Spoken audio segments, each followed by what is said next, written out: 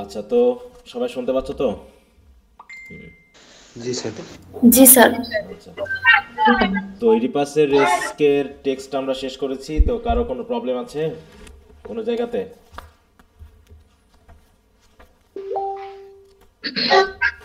না স্যার। টেক্সটটা কি বোঝা গেল ভালো মতো? জি স্যার। আচ্ছা, ভেরি গুড। আর সামারিটা পড়ছো সবাই, সামারিটা? জি স্যার। জি স্যার। ওকে। ও, আবার একটু ওয়েট করো।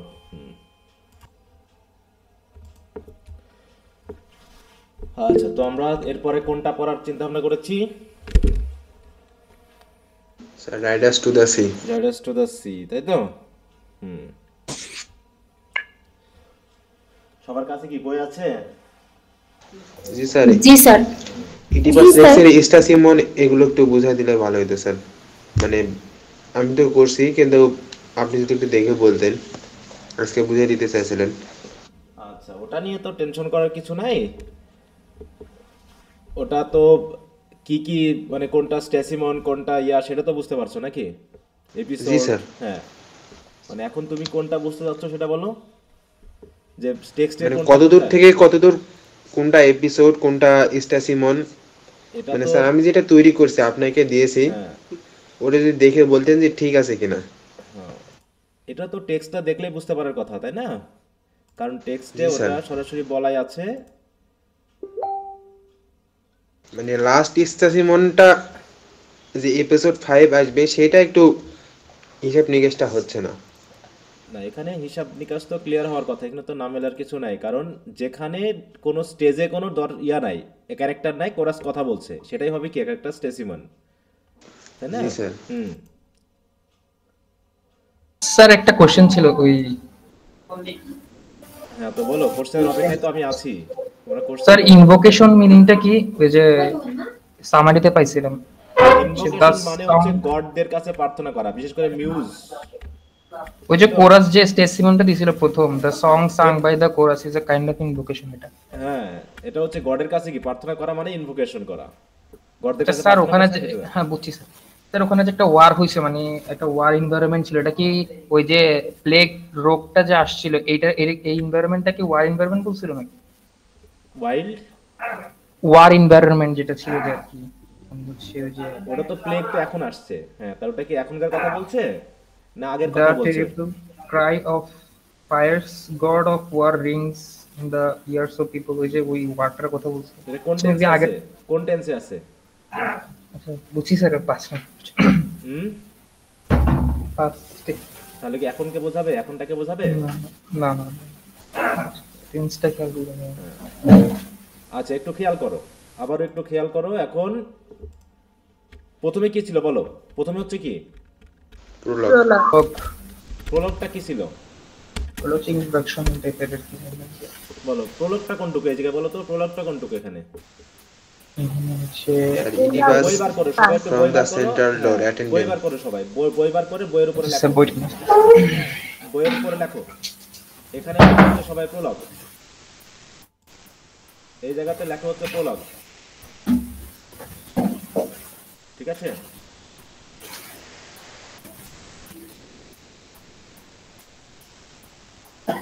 বুঝছো সবাই? জি স্যার। এরপর ফার্স্ট যে কোরাস আসবে, এটাকে আমরা কি বলবো? স্টেসিমন। না, কেন প্যারাডক্স। স্টেসিমন? আচ্ছা সরি সরি, বুঝছি প্যারাডক্স। কি হবে এটা? Sir paradox. প্যারাডস। তাহলে এখানে লেখা হচ্ছে প্যারাডস, এই জায়গাতে।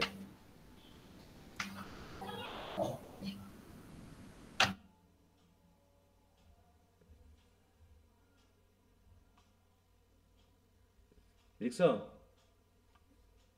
জি স্যার দেখছি। জি স্যার। এবার এই জায়গায় লেখা হচ্ছে এপিসোড 1। কত পেজ এটা? 31। স্যার 31। হুম।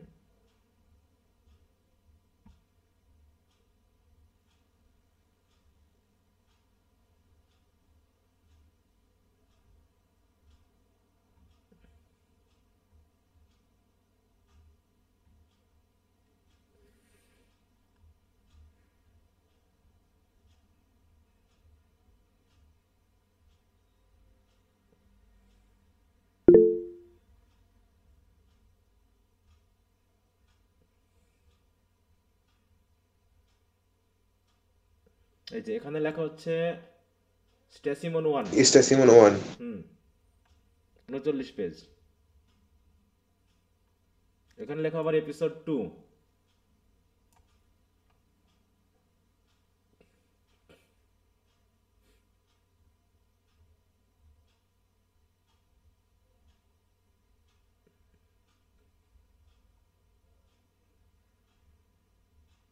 স্যার একটু লিখতে সমস্যা হচ্ছে, আপনি একটু আরেকটু আস্তে বলেন। 39 পেজ। পেজ নাম্বার তো দেখাই দিয়েছি, পেজ নাম্বার দেখো। আমি তো আস্তে আস্তে বলতেছি কারণ আমার খুঁজতে খুঁজতেই তো অনেক সময় লেগে যাচ্ছে, লাগছে না? জি স্যার।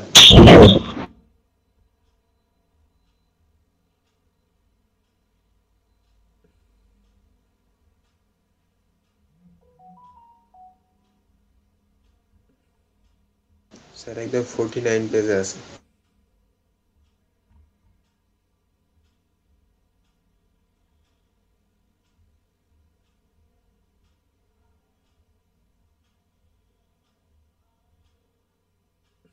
এই যেখানে, হ্যাঁ জি স্যার, স্টেসিমন 2। এটা হবে স্টেসিমন 2। দেখো 49 পেজ।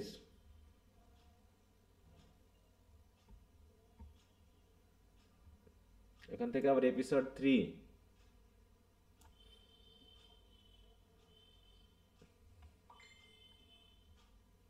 ঠিক আছে, 50 পেজে এপিসোড 3, তাই তো? জি স্যার।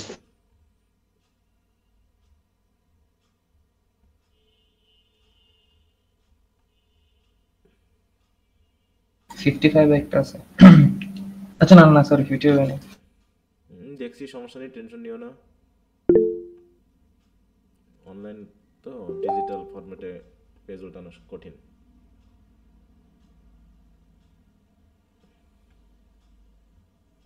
স্যার আপনি কি অসুস্থ? আপনার ভয়েসটা কেমন জানি লাগতেছে, মানে একটু অসুস্থ আছে। না তো, কোনো সমস্যা নেই মনে হচ্ছে। আচ্ছা, এক্সিট এই যেখানে, হ্যাঁ এটা হবে কি স্টেসিমন 3, তাই তো? এপিসোড 3 গেছে। জি স্যার। জি স্যার। 59-এ হচ্ছে, এটা হবে কি তাহলে স্টেসিমন 3।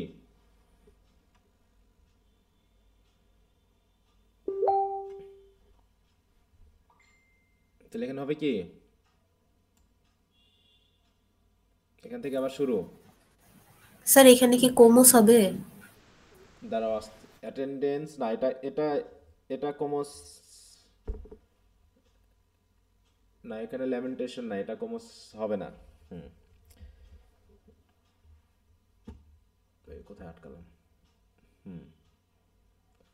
এখান থেকে আরেকটা এপিসোড শুরু, এপিসোড 4, তাই তো? এপিসোড 4 এর পেজ নাম্বার কত? 59।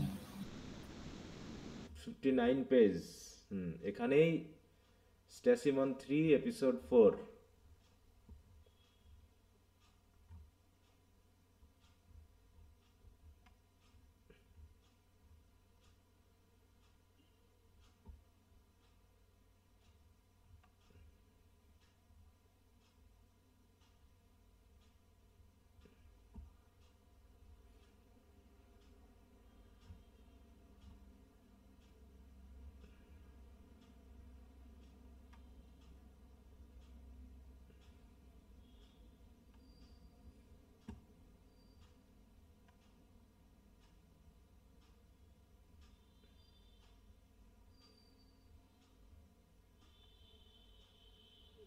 তারপরে এই যে এটা, এটা হচ্ছে কি আমাদের এক্সোডাস, ঠিক আছে? জি স্যার। তাহলে কয়টা কি পেলাম আমরা আসলে, অরিজিনালি কয়টা পেলাম? 4টে স্যার এপিসোড 4 এবং কোরাস। তাহলে আমরা পেয়েছি, দেখো কি কি প্রলগ পেয়েছি, তারপরে প্যারাডক্স পাইছি, প্যারাডক্স, এপিসোড 1 স্টেসিমন 1 এপিসোড কয়টা পেয়েছি আমরা টোটাল? 4টা। স্যার 4টা।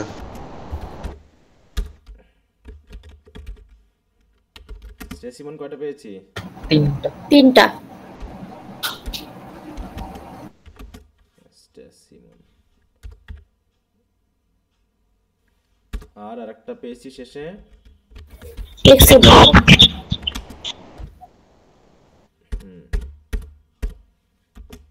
এই হচ্ছে ব্যাপার, ঠিক আছে? ওখানে যেটা আমরা পেয়েছিলাম, যেটা এমনি বলা হয়েছে সেভাবে কিন্তু এখানে নাই। হ্যাঁ, হয়তো আমরা যেটা পেয়েছি, যে ফরম্যাটটা পেয়েছি, এই ফরম্যাটে আমরা ওখানে যেটা বলা হয়েছে সেটা পাচ্ছি না, কারণ এটা যে ইংলিশ ভার্সন করা হয়েছে, ইংলিশ ভার্সনে গিয়ে এর কয়েকটা বই আছে, বুঝতে পেরেছো? পেঙ্গুইন সিরিজে মেইনলি আমরা এই কয়টা পাচ্ছি। এর কিন্তু এই বইয়ের কিন্তু আরো অনেক সিরিজ আছে, ঠিক আছে? মানে অনেক ফরম্যাট আছে। যেহেতু এটা এটা বলো তো, এটা কোন ভাষায় লেখা, এর অরিজিনাল ল্যাঙ্গুয়েজ কোনটা? Greek language sir sir. Greek. হ্যাঁ, এটা গ্রিক ল্যাঙ্গুয়েজ। তো গ্রিক ল্যাঙ্গুয়েজ থেকে ইংলিশে কমপক্ষে কয়েকজন ট্রান্সলেট করেছে, ঠিক আছে? তো এক একজনের ট্রান্সলেশনের ব্যাপারটা এক এক রকম। তা আমরা যেটা মেইনলি একাডেমিক লেভেলে এটা পাচ্ছি পেঙ্গুইন ক্লাসিক সিরিজের, তো এখানে আমরা এই বিষয়গুলো পাচ্ছি। তাহলে প্রোলগ, প্যারাডস, এপিসোড পেয়েছি 4টি, কারণ লাস্ট এপিসোডের পরে যে টেসিমন 4 হওয়ার কথা সেটা হয়ে যাচ্ছে কি আমাদের এক্সোডাস, তাই তো? এক্সোডাস। আর এখানে যে ল্যামেন্টেশন যেটা বলা হচ্ছে, সেই ল্যামেন্টেশনটা আসলে এখানে ওইভাবে আমরা দেখছি না আলাদা করে। হ্যাঁ, এইখানে যদি মনে করা হয় তাহলে এটাকে অনেক সময় ধরা হয়, কিন্তু আসলে এপিসোডের মধ্যে পড়ে যাচ্ছে, আলাদা করে ধরা যাচ্ছে না। জি স্যার, ইন্টার ওডিপাস ব্লাইন্ড, হ্যাঁ হ্যাঁ এটা কোমোসের মধ্যে পড়তে স্যার। হ্যাঁ, এই জায়গাটাতে আমরা আলাদা করে, যেহেতু ওটা ইয়ার এপিসোডের মধ্যে পড়ে যাচ্ছে, আমরা ওইভাবে আলাদা করে আনতে পারছি না, ঠিক আছে? এই যে যখন ব্লাইন্ড অবস্থায় প্রবেশ করলো, এই যে এই জায়গায়, হ্যাঁ, এই জায়গাটাতে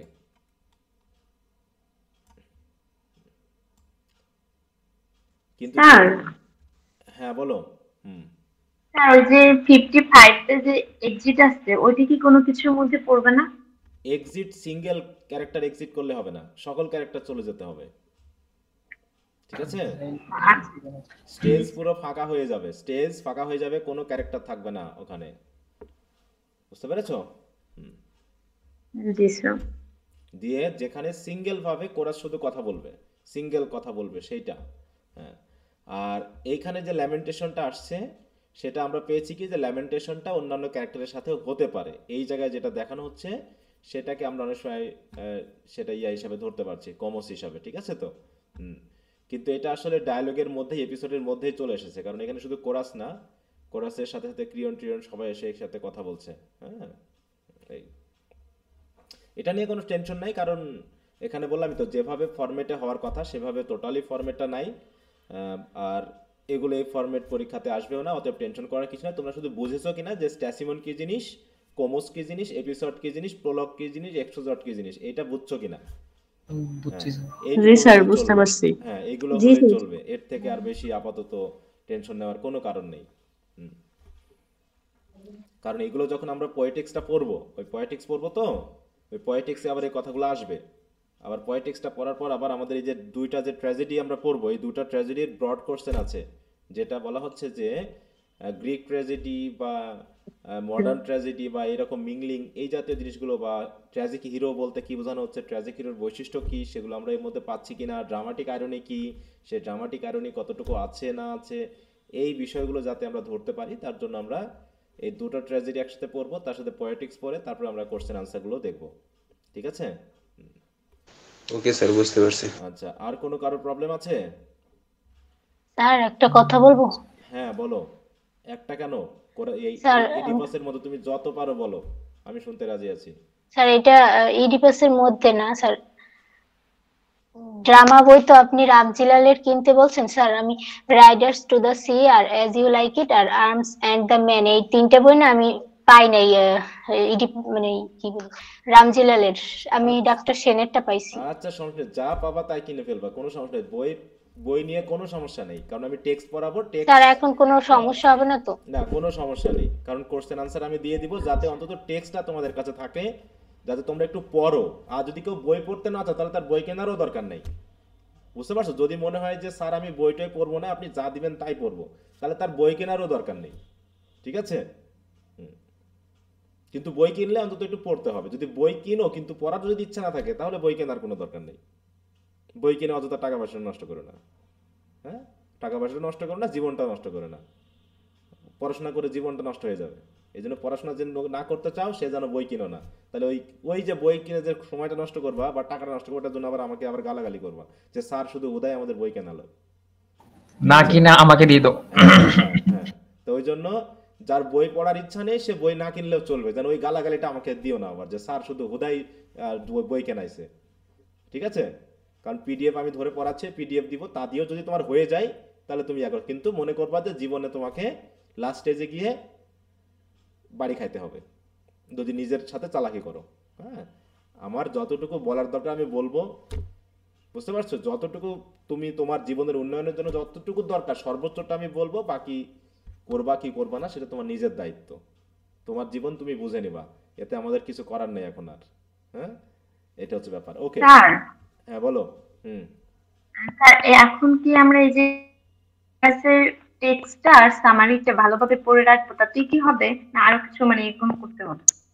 আমি এখনো বুঝিনি, আবার বলো কথাটা। মানে এই যে ইডিপাসের হুম। টেক্সটটা আর সামারি এই দুটোই তো পড়াইছি না এখন পর্যন্ত, মানে এই দুটোই কি এখন ভালো করে পড়ে রাখবো? হ্যাঁ, এই দুটা পড়লেই যথেষ্ট। এই দুটাই তুমি বারবার পড়ো। আমার পড়ানোর দরকার একবার, আমি একবার পড়িয়েছি, বাকি মানে এর উপর দখল নেওয়ার দায়িত্ব তোমার। ঠিক আছে? এখন তুমি একবার পড়বা না 10 বার পড়বা, সেটা তোমার দায়িত্ব এখন। ঠিক আছে? আমি তো আমার মতো করে পড়িয়ে গেলাম, তাই না?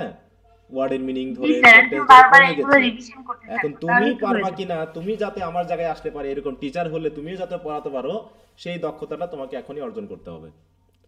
তা না হলে চাকরি পাওয়ার পর আর এই ইচ্ছাটা আর করবে না। বুঝতে পারছো? যারা স্যার, পড়েছে বুঝতে তারা পেরেছি। চাকরির সময় থেকেই পড়াবে, প্রথম থেকেই। আর যারা পড়েনি তারা দেখবে যে এড়িয়ে যাবে, ক্লাসেও এড়িয়ে যাবে। ও আর বলবে আবার ধুদাই পড়ে কি করব, দরকারই নাই পড়ার, কোন রকমের সামারি টামারি দিয়ে চালিয়ে যাবে। ওই জন্য যদি তুমি জীবনে নিজেকে যেখানে দাঁড় করাতে চাও সেই রোলটা এখনই প্লে করো, তাহলে দেখবো তুমি ওই জায়গায় দাঁড়িয়ে যাবা। ঠিক আছে? তুমি যদি মনে করো যে আমিও যেন টিচার হলে এটাকে পড়াতে পারি, বা তুমি তোমার বন্ধুকে পড়াও। আমরা গ্রুপ স্টাডি করতাম যখন, তখন এইরকম একজন আর একজনকে পড়ায় বোঝাতাম যেখানে কি বলা হচ্ছে। ঠিক আছে? স্যার একবার পড়িয়ে দিয়েছে, আমরা কয়েকবার পড়তাম। পড়লে পারে কি হবে, তোমার ব্রড কোশ্চেন আনসার তুমি এমনিই পারবা, তোমাকে আর ওই ইয়া করতে হবে না। তোমাদের তো আমি কিছু কিছু তোমাদেরই তো খাতা দেখতেছি আমি, তাই না? দেখছো কি লিখছে ছেলে মেয়ে? জি স্যার। জি স্যার। হ্যাঁ? জি স্যার। মানে আমি এ পর্যন্ত না হলেও 60টা খাতা দেখলাম, তার ভিতরে মনের মতো খাতা এখন একটাও পাইনি যাকে আমি মোটামুটি মনের মতো দিতে পারি। আমি আর কতই বা তোমাদের পাঠাবো, তাও কিছু কিছু পাঠিয়েছি। এই যে তোমাদের ক্লাস শুরু করার আগে একটা পাঠালাম, সে মোটামুটি ব্রিফ কোশ্চেন লিখছে 10টা, এবং এত বড় বড় করে লিখছে তার ভিতরে আনসারই নাই। তাকে যে এক করে দিব, সে এক দেওয়ার মতো আনসারটা ওর ভিতরে নাই, কিন্তু সে ব্রিফ কোশ্চেন আনসার না হলেও 4-5 লাইন করে লিখে রাখছে।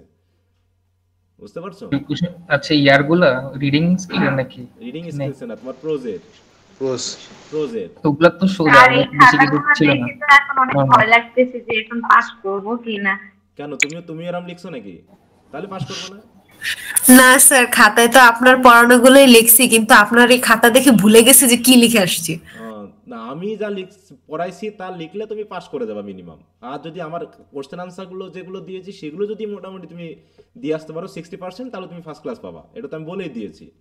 এটা তো আমার মানে পরীক্ষিত, তাই না? আমি এটা বলছি, চ্যালেঞ্জ দিয়ে বলতে পারি। এখন বাকিটা তুমি কি হজম করেছো আর তুমি কি দিয়ে আসছো। তুমি এরকম চালাকি করলে পারে ফেল করবা। আমি তো এক্সাম্পল দিয়েছি, চালাকির এক্সাম্পল দিয়েছি। ঠিক আছে? কেউ দেখা যাচ্ছে শর্ট কোশ্চেনগুলো ভালো লিখলে ব্রড কোশ্চেন, শর্ট কোশ্চেনের চেয়েও ছোট লিখছে অনেকে। হ্যাঁ, মানে টাইম মেনটেন করতে পারেনি।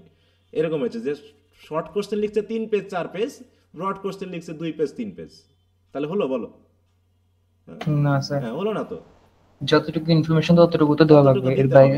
এরকম বললাম যে যদি সরাসরি দেখাতে পারতাম তাহলে আরো ভালো হতো। ছবি তুলে কিছু কিছু পাঠিয়ে দিয়েছি যে তোমরা আসলে কি করা উচিত আর কি করেছো, এটার এক্সাম্পল দেওয়া জন্য। আর স্যারের নামে তো গোষ্ঠী উদ্ধার করে দিবা রেজাল্টের পরে।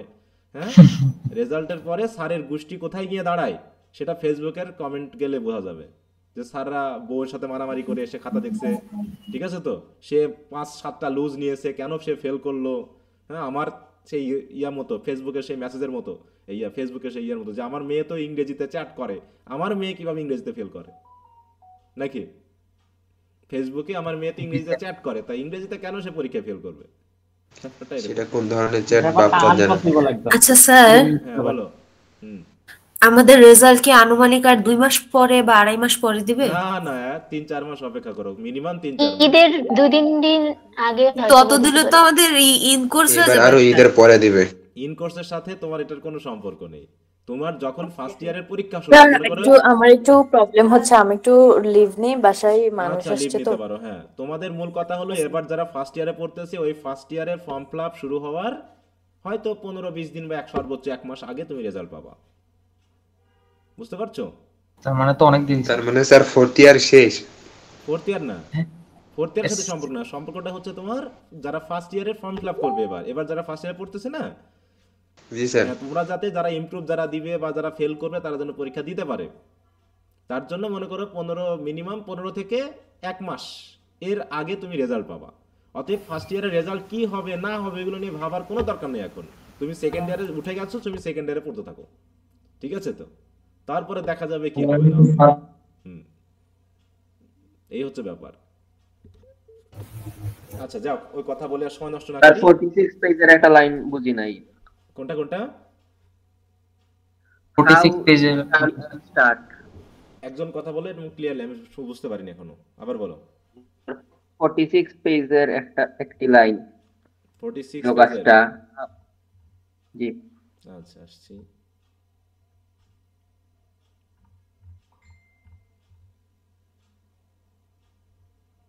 কোনটা?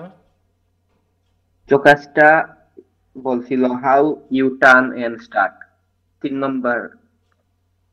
জোকাসটা শুরু, তাই তো? জি জি sir. What is the picture, how you শুরু টার্ন করে এন্ড তো ছিল। জোকাসটা how you turn and start. জি স্যার। হুম, বলছে how you turn and start মানে কি? দেখো এই আগের কথাটা একটু খেয়াল করো। বলছে my wife what you have said has travelled me. তুমি যা বললে না আমার কেমন জানি একটু সমস্যা মনে হলো। My mind goes back and something in me moves. তাহলে why, what is the matter, কেন, কি সমস্যা, কি হয়েছে? How you turn and start মানে তুমি আমার দিকে যেভাবে ফিরে এই যে কথাগুলো বললা এটার কারণ কি? এরকম, ঠিক আছে তো? মানে হয়তো মনে করো ইডিপাস অন্যদিকে ঘুরে কথা বলছিল ওর সাথে, তাই তো? অন্যদিকে মুখ ফিরাইয়ে, কিন্তু জোকাস্টার এই কথা শেষ হওয়ার পরে যেভাবে ওইডিপাস ফিরলো তার দিকে, মানে একটা অবাক দৃষ্টিতে ফিরলো হয়তো, তাই তো? এবং এই কথাগুলো খুব মানে ভয় বা আতঙ্ক নিয়ে যেন সে কথাগুলো বলা শুরু করলো। এই জন্য বললো কি ব্যাপার, কেন, কি হয়েছে, এভাবে তুমি ফিরলা কেন, এইভাবে তুমি যে কথাটা বলা শুরু করলা কেন, এর কারণ কি? এরকম একটা ব্যাপার, ঠিক আছে? জি স্যার। মানে মনে করো তোমার সাথে কেউ স্যার সাবল- আমার প্রশ্ন ছিল। হ্যাঁ তো বলো। স্যার এই মূলত এই ইতিহাসটা দিয়ে আমাদের কি শিখাতে চাইলো? এখনো তুমি বুঝতে পারোনি কি শেখাতে চাইলো? না স্যার, ওরকম ধরতে পারিনি যে এখানে একটা স্টোরিতে কি একটা বিষয় থাকে? তুমি কি কিছুই শিখতে পারোনি এখান থেকে? হ্যাঁ তো অনেকগুলো বিষয় আছে। তুমি কি এখানে একটা স্টোরিটার শেষে তো একটা মোরালও আছে। হ্যাঁ, তুমি কি একটাও বুঝতে পারোনি এখানে? একটা কিছুও বুঝতে পারোনি যে কি শিখলা তুমি এই জায়গায়? না স্যার, ওরকম করে ধরতেই পারিনি। হাই রে, তুমি বলে তা গল্পটা তুমি কি পড়লা পরে তুমি, আমি বলবো কেন যে তুমি একটা গল্প পড়ে তুমি কিটা শিখলা সেটা কি টিচার বলে দিবে? বলো, তুমি একটা গল্প মনে করো পড়েছো, ব্যক্তিগতভাবে একটা গল্প পড়েছো, সেটাকে তুমি ওখান থেকে কি শিখতে পারলা সেটা কি তোমাকে কেউ বলে দিবে?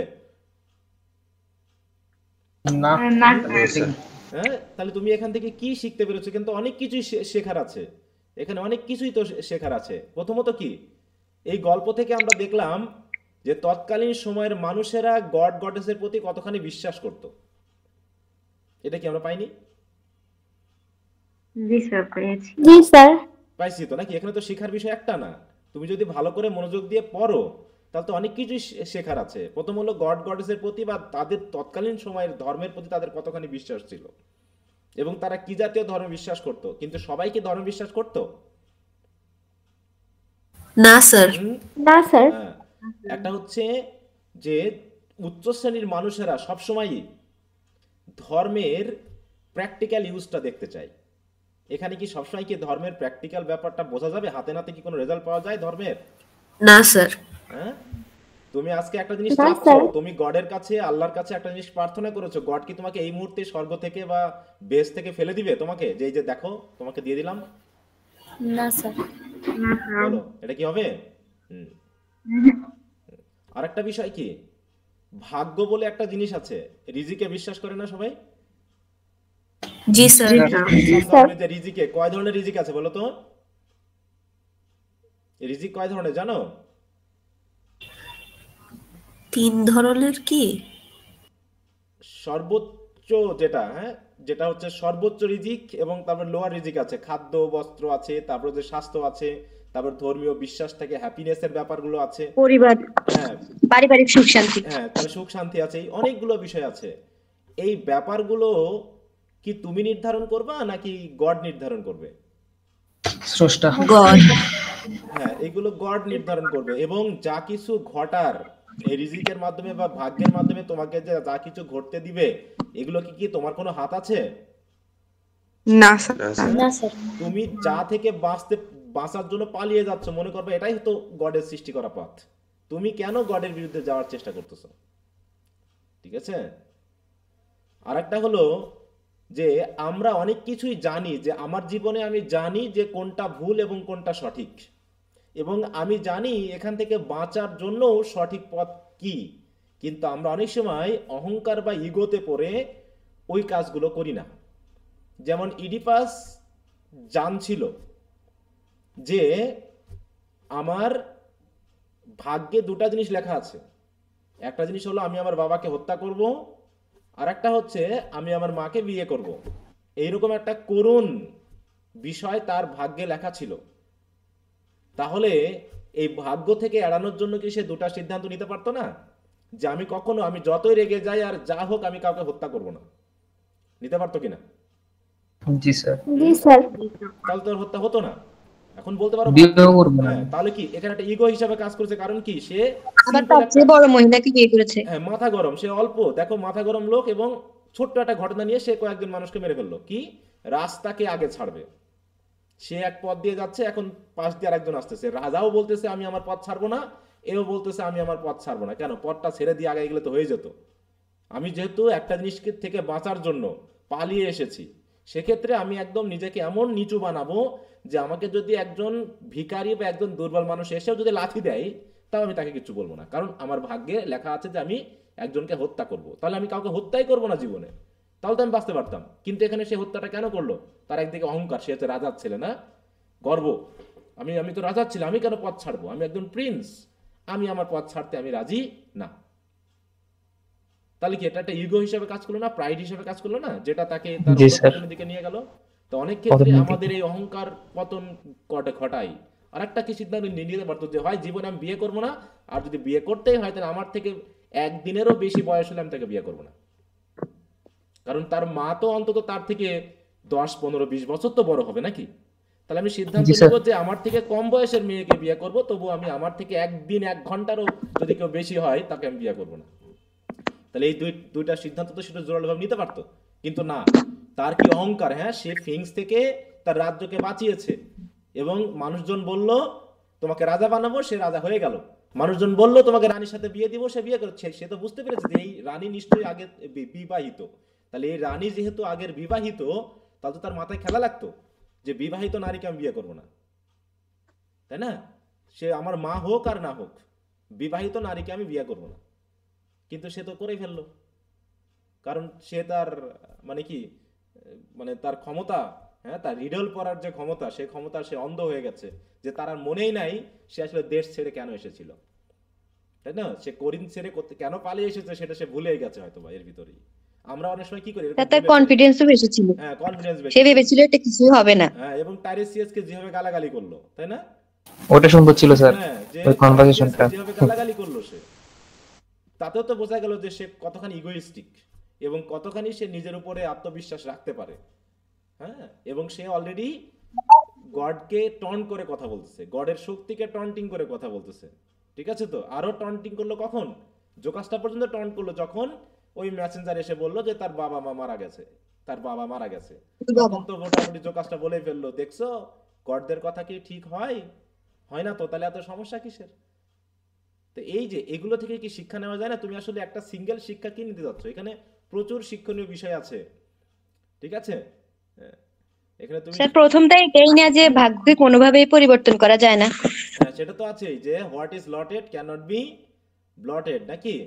যা ভাগ্যে একবার লেখা হয়েছে ভাগ্য লিখন না দেখো। বলতে পারবো না। আরেকটা কি বলা হচ্ছে না যে গড একবার যেটাতে তোমার ভাগ্য লিখে দেয় সেটাকে গডেরা নিজেরাও আর চেঞ্জ করতে পারে না, তারা সিস্টেম করে অন্যভাবে চেঞ্জ করতে পারে। কেমন? একটা জিনিস খেয়াল করো, যে মনে করো আমাকে গড একটা ভালো ভাগ্য দিয়েছে, আমি প্রচুর টাকা পয়সা ইনকাম করতে করতে এমন হলো আমি প্রথমে সৎ ছিলাম, আমি আমার প্রথম জীবনে খুব সৎ ছিলাম। ঠিক আছে, আমি চাকরি পাওয়ার আগ পর্যন্ত আমি খুবই সৎ ছিলাম। ধর্মকর্ম করতাম, অপরাধ কর্ম করি নাই, পড়াশোনায় খুবই মনোযোগী ছিলাম। এরপরে যখন চাকরি করা শুরু করলাম এবং যেখানে দেখলাম যে ওরে বাবা ঘুষের উৎস, হ্যাঁ, আমি তো মোটামুটি ঘুষ খাওয়া শুরু করলাম। ঠিক আছে, এবং আমি ভুলেই গেলাম যে আমার এই অপরাধের কোনো শাস্তি হবে কিনা। তারপরে মোটামুটি চলছে। এখন ঈশ্বর তো আমাকে আমার ভাগ্য লিখে রাখছে আমি অনেক টাকা ইনকাম করবো, এখন সেটা বৈধ পথে নাকি অবৈধ পথে সেটা আমাকে বলেনি। এরপর এই অভিশাপ পরবর্তী জেনারেশনের উপরে কিন্তু বর্তাবে। তোমাকে হয়তো সেই অভিশাপটা আর দিতে পারতেছে না এখনই, কিন্তু সেই অভিশাপটা তোমার নেক্সট জেনারেশনের উপরে বর্তাবে, যেটা ইডিপাস থেকে পাওয়া গেছে। ইডিপাসের যে ঘটনাটা, এটা কিন্তু তার পূর্বপুরুষদের ফলাফল তাকে গ্রহণ করতে হয়েছে, বিশেষ করে লায়াসের। বুঝতে পারছো? পূর্বপুরুষের ফলাফল তাকে কিন্তু, অপরাধের ফলাফল তাকে বহন করতে হয়েছে। এটা তার নিজের কিন্তু অভিশাপ না, এটা হচ্ছে তার বাবার উপরে অভিশাপ। সেই অভিশাপটা সন্তানকে ভোগ করতে হলো। এবং তোমরা যদি অ্যান্টিগনি বা পরবর্তী যে কলোনাস, তাই তো, এডিপাস অ্যাট কলোনা, এগুলো যদি পড়ো তাহলে বুঝতে পারবা যে কিভাবে মানুষের ইগো বা প্রাইড বা অহংকার মানুষকে একদম মাটির সাথে মিশিয়ে দেয়। হ্যাঁ, তো এইগুলোই তো। আমার একটা কোশ্চেন ছিল। হ্যাঁ বলো। 28 পেজের স্যার। 28 পেজে? জি।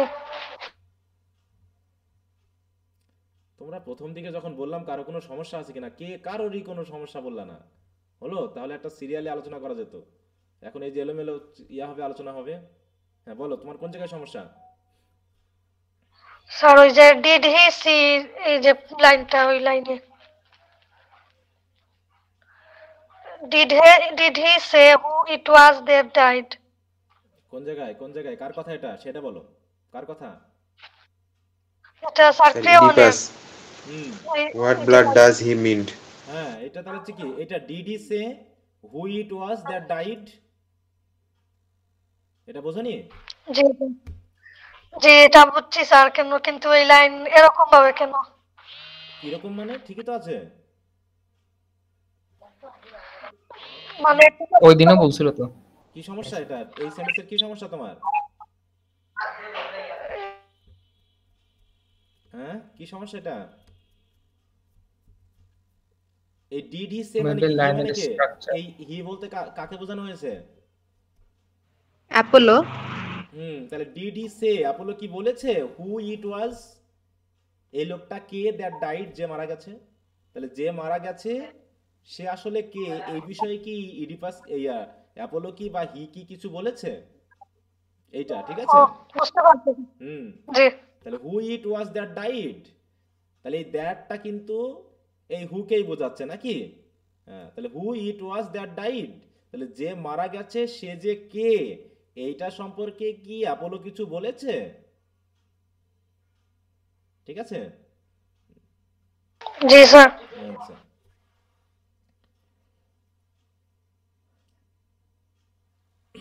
আচ্ছা, আর কারো পড়লে অনেক। এখন বললামই তো যে তুমি একটা গল্প পড়ার পর কি জিস্ট নিবা, কি ধরনের মানে অভিজ্ঞতা বা থিম বা মোরাল লেসন তুমি নিবা, সেটা তো তোমার উপর ডিপেন্ড করবে। আর একটা কি, শেষের যেটা আছে না, যেটা আমরা এক্সোডাসে পেয়েছি, কি বলা হয়েছে লাস্ট লাইনের এখানে, কি বলা হয়েছে?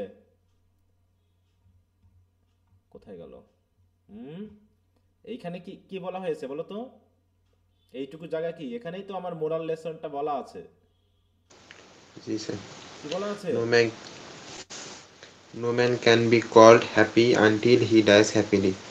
সবাই সবসময় হ্যাপি থাকতে পারে না। আমি মনে করো খুব হ্যাপি মনে করতেছি, আমি মনে করছি আমার মতো পৃথিবীতে সুখী আর কেউ নাই, কিন্তু হ্যাপিনেস কতদিন থাকবে এটা আমি বলতে পারবো না স্যার। পরেই তো ঘটে যেতে পারে। অতএব মৃত্যুর আগ পর্যন্ত আমি বলতে পারি না যে আসলে কে সুখী জীবন যাপন করেছে কিনা।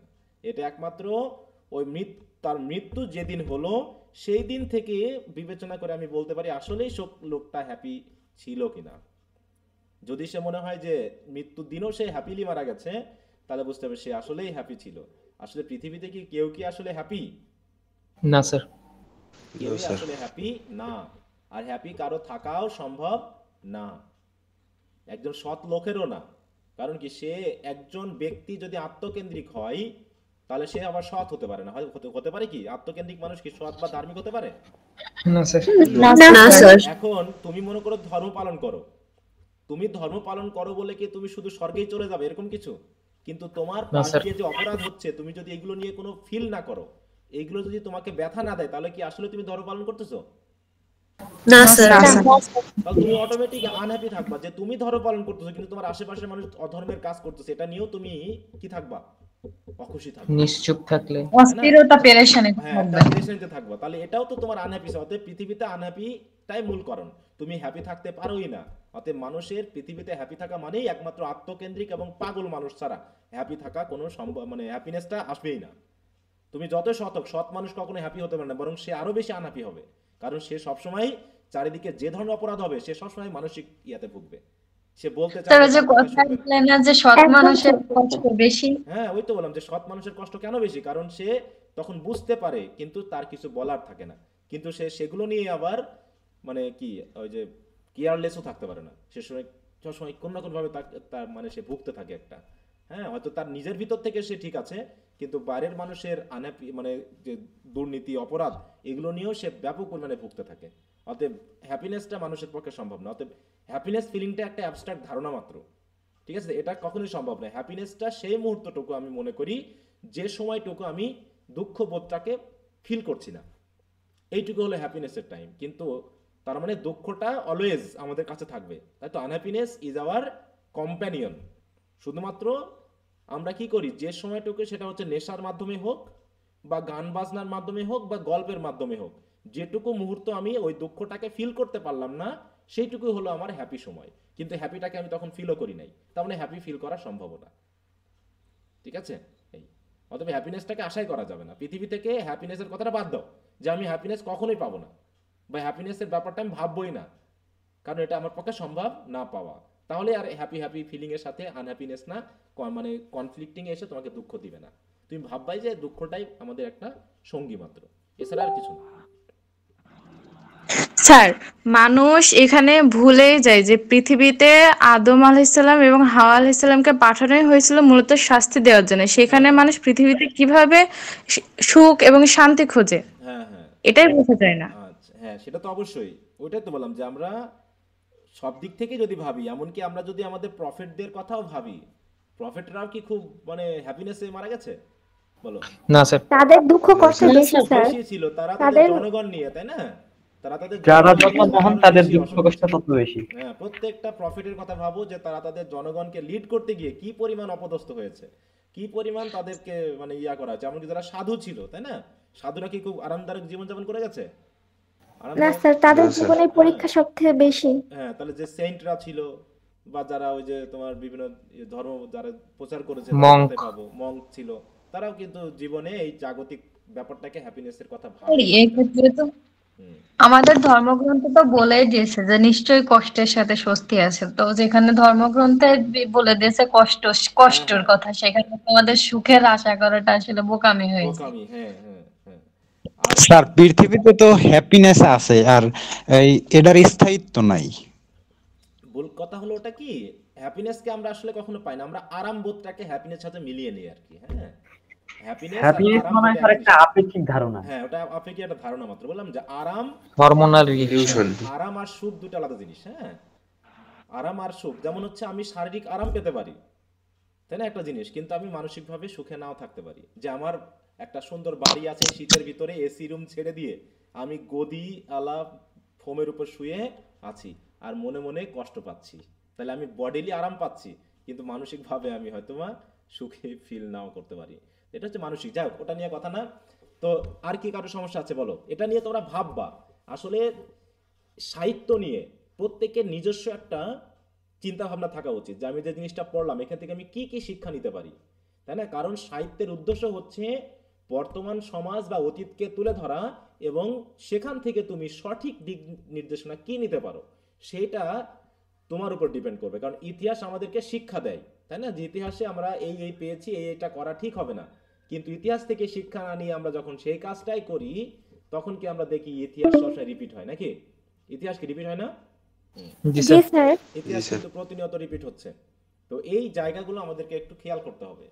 আচ্ছা, তো যাই হোক, এখন আমরা একটু শুরু করি। হ্যাঁ স্যার, আপনি প্রিমিয়াম ভার্সনটা নিছিলেন না? হ্যাঁ, প্রিমিয়ামটা নিয়েছিলাম, কিন্তু আমি আসলে প্রিমিয়ামটা ইউজ করে পাচ্ছি না, ঠিক আছে, এই জন্য আমি এটা ইউজ করতেছি। ঠিক আছে, প্রিমিয়ামটাও আছে কিন্তু ওখানে একটু প্রবলেম হচ্ছে মনে হচ্ছে। স্যার, ক্লাস কি এটা 15 মিনিট পর শেষ হয়ে যাবে? আবার লিংক দিবেন? আবার লিংক দিব। আচ্ছা, ঠিক আছে স্যার। ওকে, তাহলে কি আর কারো সমস্যা আছে এটাতে? না স্যার। তাহলে আরো একটু ভালো করে পড়বা এবং সাহিত্য থেকে একটু শিক্ষা নেওয়ার চেষ্টা করবা। অবশ্য শিক্ষা দিয়ে কাজ হয় না খুব একটা, আমার মততে পর্যন্ত, যে মানুষ, আমার মাঝে মাঝে মনে হয় যে বই থেকে পড়া জ্ঞান বর্তমান সময় অনুসারে আমাকে সঠিকভাবে লিড করতে পারছে না। আদর্শবাদিতা দিয়ে জীবন চলে না, আদর্শ শিক্ষা দিয়ে জীবন চলে না। কথা বুঝতে পারছো? আদর্শ দিয়ে জীবন চালাতে গেলে মানুষকে বেশি ঠকতে হয়। জি স্যার, এটা আমি ফিল করেছি আর কি। এই জন্য মাঝে মাঝে আমার এই আদর্শ জ্ঞান দিতে আমার মাঝে মাঝে লজ্জা লাগে, যে জ্ঞান আমার স্টুডেন্টদেরকে বা মানুষকে প্রতি পদে পদে ঠকাবে। স্যার, এমনও তো হয় যে ঠকানো থেকে নিজেকে বাঁচাতে গেলে আদর্শের এই জ্ঞানটা আসলে মানে কাজে পরিণত করা যায় না। কাজে করানো যাবে না, তো তুমি তো পারবা না। তুমি মনে করো তোমার বন্ধুকে ভালোবাসছো, তুমি বন্ধুকে করবা, কিন্তু দেখা যাচ্ছে সেই বন্ধু তোমাকে ঠকাই দিল।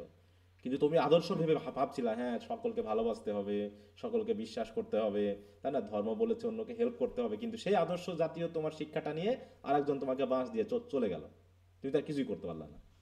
স্যার, সেই জন্য তো আদর্শ ভুলে যাওয়া যাইবে না। ওটাই তো হচ্ছে, আমি তো সেটাই বলতেছি যে আমি যে তোমাদের এই যে বই পড়ে যে শিক্ষাটা নেই আর বাস্তব, স্যার আপনি ঠিক কথা বলছেন, এমনটাই হয়, সম্পূর্ণ ভিন্ন। একদম মানে কি বলবো, আমি 100% মানে কি বলবো এর দ্বারা প্রতারিত হয়েছি বলা যায়। যে আমি যারা ফেস করছে তারা বুঝে মিস্টার মিনিং আদর্শ জাতীয় শিক্ষা মানুষের ভালো না করাই ভালো। জি স্যার, আমরাও ফেস করছি। এই জন্য চালাক হতে হবে, আর চালাক মানে হচ্ছে খারাপ হতে হবে। মূল কথা হলো খারাপ মানে যে যেমন তাকে তেমন আচরণ করতে হবে। স্কল স্পেড আর স্পেড, এটা যেমন বলা হয়েছে, তেমনি কি বলা হচ্ছে, যেমন কুকুর তেমন মুগুর। ঠিক আছে তো? হ্যাঁ, টিট ফর ট্যাট। স্যার, এইজন্য কিছু মানুষ আমাকে বলে তুমি চেঞ্জ হইছো কেন এখন, আগেই তো ভালো ছিল। হ্যাঁ, চেঞ্জ তো বলতে হবে যে আমি যে চেঞ্জ হয়েছি সেটা আমি হই নাই, তোমরা চেঞ্জ করেছো। না, আগে তো ভালো থাকবে, আগে তো ইচ্ছা মতো হচ্ছে ঠকানো যায়, তো আগে ইচ্ছা মতো বাস দেওয়া যেত, এখন তো যাচ্ছে। যখন কেউ তোমাকে ভালো বলছে, আমার তো এখন মনে হয় কেউ যদি আমার প্রশংসা করে আমি শুধু ভাবি এই মনে বাঁশ দেওয়া শুরু করে দিয়েছে। যখনই আমার প্রশংসা করছে বা আমার গুণগান করছে বুঝতে হবে সে ভালো মতোই আমাকে বাঁশ দিতে পারতেছে। তাছাড়া শক্ত কথা নিয়ে আমি কাউকে প্রশংসা করতে দেখিনি, সত্য কথা বা শক্ত কথায় আমি কাউকে প্রশংসা দেখিনি। দেখি এজন্য স্যার হেটারসরাই ভালো, যারা হেটারস তারাই ভালো। যে তোমাকে ঠকাতে পারবে, যে তোমার কাছ থেকে সুবিধা নিতে পারবে, সেই তোমাকে প্রশংসা করবে। আর যখনই তোমার প্রশংসা করতেছে বলবা যে তুমি শেষ, তোমার বাঁশ অলরেডি অনেকখানি সেতিয়ে ফেলেছে। বুঝতে পেরেছো? এই স্যার একটা কথা বলবো? হ্যাঁ বলো। বলো বলো বলো। স্যার আপনি যে বলছেন যে কি যে যেরকম তাকে ওরকমই করতে হয়, কিন্তু স্যার আমি মনে করি যে কি নিজেকে সবকিছু পরিস্থিতি যেমনই হোক নিজেকে খারাপ মানুষের মাঝে নিজেকে ভালো করে তোলা আরো বেশি বেস্ট গুণ মনে করি। আর তাছাড়া আপনি কারোর কাছে না পেলেও মানে গড়ের কাছে তো পাবেন, এটা প্রতিদান, তাই না স্যার? আচ্ছা, সেটা এখন তুমি সেই সুবিধা করতে গিয়ে যে একটা কথা আছে, ধর্ম বলে তুমি প্রতিবাদ না করলে প্রতিকার পাবে না। এবং অপরাধীর বিরুদ্ধে তোমাকে কিন্তু প্রতিবাদ করতে বলেছে, নাকি অপরাধীকে ছেড়ে দিতে বলেছে? জি স্যার, এটা ইসলামেও বলা আছে, জুলুম সহ্য করা যাবে না, হ্যাঁ, অন্যায়ের প্রতিবাদ বিরুদ্ধে করতে হবে। প্রতিবাদ অন্যায়ের করতে প্রতিবাদ হবে। তুমি যদি না করো তাহলে তো তুমি অন্যায়কে প্রশ্রয় দিচ্ছ, অতএব তুমি সমপরিমাণ দায়ী। জি, আর ওইটাও পাপ হবে। ঠিক আছে, যে একজন তোমার সামনে অপরাধ করতেছে, তুমি যদি তাকে না বলো, তুমি তো তাহলে গডকে ভয় পাচ্ছ না, তুমি তো ওই লোককে ভয় পাচ্ছ। তুমি যখন একটা আমি না সমান অপরাধ যে আপনার ভালো করতেছে তাকে হচ্ছে আপনি ক্ষতি করেন বা তার সাথে রাফ ব্যবহার মানে রুড ব্যবহার করেন, যে অন্যায় করতেছে তার অন্যায়ের জবাবটা দেওয়ার কথা বলা হয়েছে, যে সেখানে আকর্ষণীয় হবে না।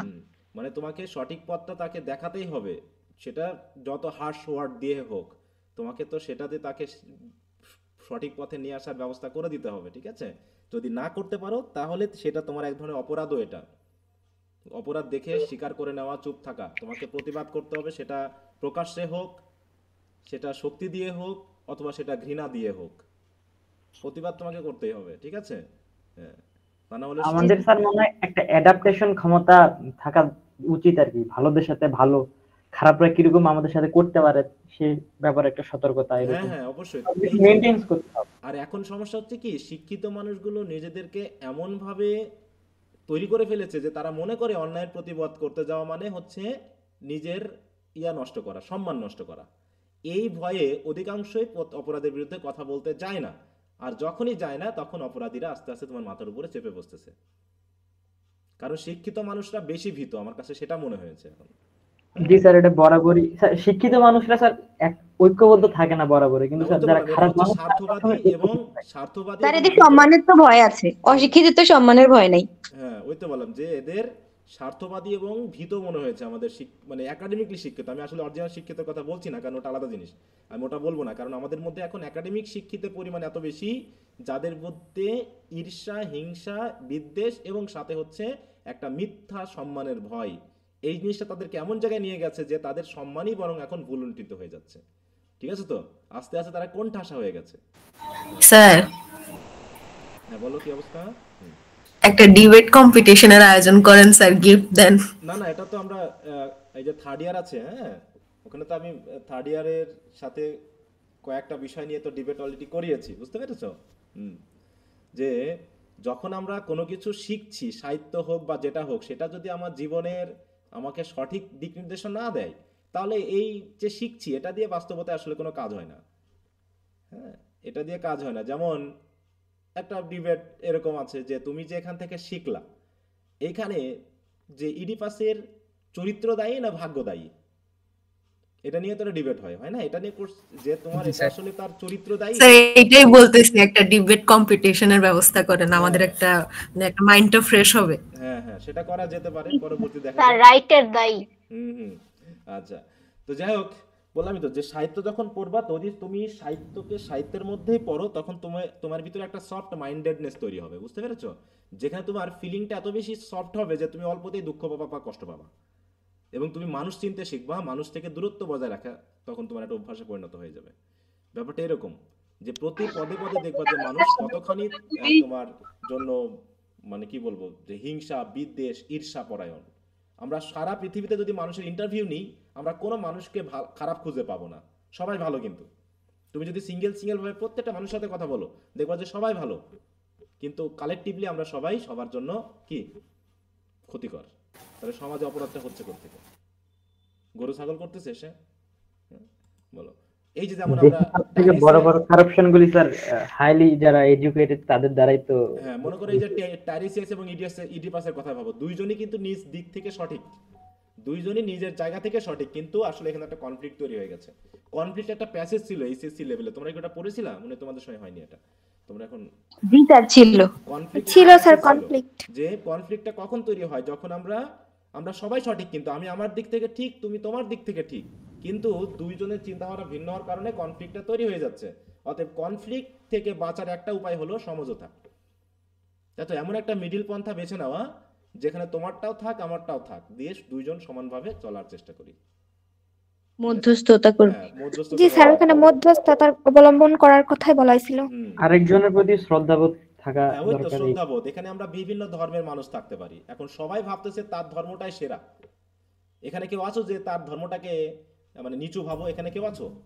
যদি আমরা 3 ধর্মের মানুষ কিন্তু এখানে আছি, কেউ কি বলবা যে আমার ধর্মটা অন্য ধর্ম থেকে খারাপ বা ছোট? না স্যার। কেউ বলবে না স্যার। হ্যাঁ, অতএব সবাই বলবা যে আমার ধর্মই সেরা, আমার ধর্মই পৃথিবীতে প্রথমে এসেছে। কেউ বলবা না যে আমার ধর্মটা পরে এসেছে। ঠিক আছে? তাহলে কারটা ঠিক কারটা বেঠিক এইটা নিয়ে আলোচনা করতে গেলেই বিপদ হয়ে যাবে। ওকে, তো যাই জি হোক, স্যার। আমরা ওগুলো নিয়ে আর কথা না বলি, আমরা রাইডার্স টু দ্য সিতে যাই। হ্যাঁ, রাইডার্স টু দ্য সি ছোট একটা ড্রামা, ওয়ান অ্যাক্ট। এই দেখো অ্যাক্ট সিস্টেম এসেছে কিন্তু এখানে আবার। হ্যাঁ, আচ্ছা আমরা একটু চলে যাই। স্যার নতুন ক্লাস লিংক দিয়ে ওটা শুরু করলে ভালো হতো না? হ্যাঁ, আমি তো খুঁজে নিই ওটা। আমি কি ফাইলটা হারিয়ে ফেললাম? হাই হাই, এখান থেকে যাচ্ছি। কেটে যাক, ততক্ষণ আমি এটা ইয়া করে নিই।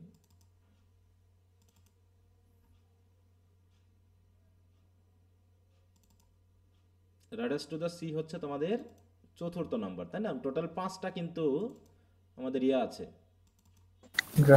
ড্রামা আছে। তার ভিতরে আমরা মোটামুটি 2টা পড়ে তারপর আমরা রোমান্টিক পোয়েট্রিতে চলে যাব। আচ্ছা,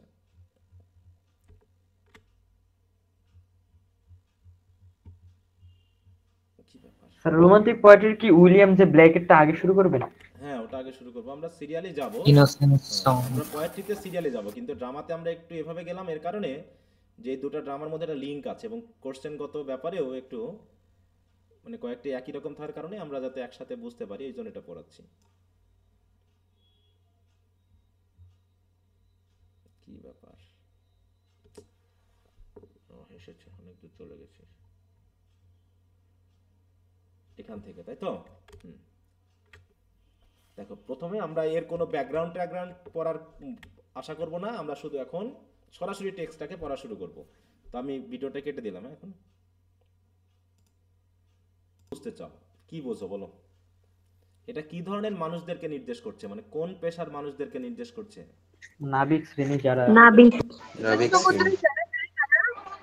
রাইডার্স তো হয় ঘোড়াতে চড়া, তাই তো, বা মোটর বাইকে চড়া, এরা রাইডার্স হয়। কিন্তু জেলেও হতে পারে। হ্যাঁ, তাহলে হচ্ছে রাইডার্স মানে হচ্ছে সেই সকল মানুষেরা যারা এখানে নির্দেশ করছে কাকে? বিশেষ করে যারা সমুদ্রের সাথে রিলেটেড। টু দা সি মানে হচ্ছে রাইডার্স টু দা সি। তাহলে রাইডার্স যাদের প্রতিনিয়ত কাজ হচ্ছে সমুদ্রের সাথে, এরকম কিছু রাইডার্সকে আমরা মেইনলি নির্দেশ করছি। একটু মিউট রাখো, একটু মিউট রাখতে হবে, কেজল চাচ্ছ কেউ একজন। আচ্ছা, তাহলে এটা হচ্ছে আ প্লে ইন ওয়ান অ্যাক্ট। বলা হচ্ছে ইংরেজি সাহিত্যের এই একটা মাত্র ওয়ান অ্যাক্ট প্লে রয়েছে, সেটা হচ্ছে রাইডার্স টু দ্য সি। ঠিক আছে? এটা অনেক সময় চাকরি পরীক্ষাতেও আসে। ওয়ান অ্যাক্ট কি স্যার? ওয়ান অ্যাক্ট কি মানে যেখানে কোনো অ্যাক্ট নাই, আলাদা করে কোনো অ্যাক্ট নাই, একটাই। যেমন আমরা এখন এপিসোড পেলাম, স্ট্যাসিমন পেলাম, ভাগ পেলাম না এরকম? জি স্যার। এখানে কোনো ভাগ নাই, এখানে একটা না একবারে একটা এপিসোড।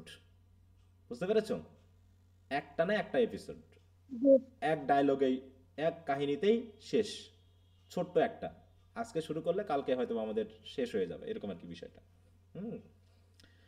এক বিষয়টা আমরা দেখবো হচ্ছে যখন অ্যাজ ইউ লাইক ইট পড়বো, তখন আমরা ক্লিয়ারলি আরো বুঝতে পারবো যে অ্যাক্ট বা সিন এগুলো কিভাবে ভাগ করা হয়, এগুলো কেন প্রয়োজন, ওটা আমরা পরে আলোচনা করব। ওকে, তাহলে বলা হচ্ছে এই নাটকটা সেটিংটা হচ্ছে মেইনলি আয়ারল্যান্ডের। কোথায় বললাম?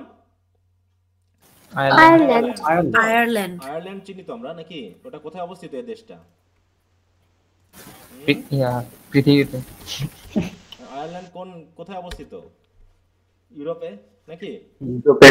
হ্যাঁ, এই যে দেখো আয়ারল্যান্ডের এই যেখানে দেখো ডাবলিন, এটা হচ্ছে গলওয়ে ফেয়ার। গলওয়ে বলে একটা দ্বীপ আছে কিন্তু এখানে, ঠিক আছে? হ্যাঁ, দেখো আমরা যদি একটু দেখি, ডাবলিন ওইটা না, ওই যে আরাবিয়া। হ্যাঁ, আরাবিতে আমরা পড়েছিলাম ডাবলিন, তাই না? ওখানেই দেখো, আমরা যদি একটু ম্যাপ দেখি তাহলে আমরা এখানে দেখতে পাবো। বাবা, কত টাকা লাগবে সেখানে যেতে? 2 লাখ কত টাকা লাগবে রাজশাহী থেকে, হ্যাঁ, প্লেনে চললে। এটাই বলতে গেছিলাম। হ্যাঁ, দেখো চলেন স্যার যাই। কপালে আর নাই অনেক। এই যে দেখো, এতে গেলে কতদিন লাগবে? হ্যাঁ, দেখো এই যে দেখো পুরোটা একটু খেয়াল করো। আমরা একটু প্লেনে উঠে পড়লাম মনে করো, ঠিক আছে? আস্তে আস্তে প্লেনে উঠে পড়ছে আয়ারল্যান্ড থেকে।